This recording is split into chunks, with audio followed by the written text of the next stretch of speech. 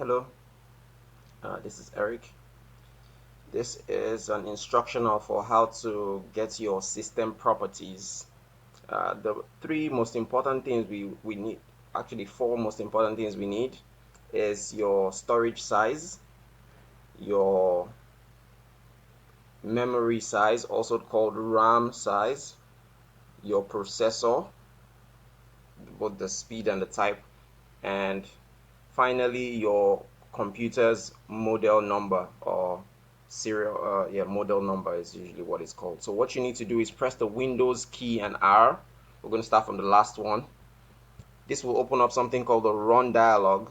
As you can see here, run, and just type msinfo 32.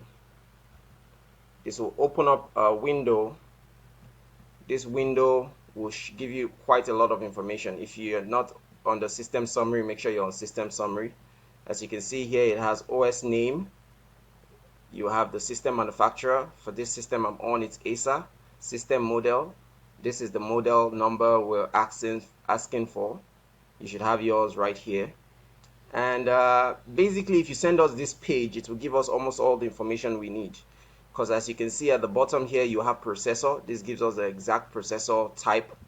And if you come all the way below, you see installed physical memories, 8 gig. Aside from this, the other information we need is the storage size. And if you press your Windows key and letter E, together it will bring up File Explorer, and you can just click on My PC or this PC here, and it will show your devices and drives. Okay, so that's pretty much it. That's the end of my video. Thank you for watching.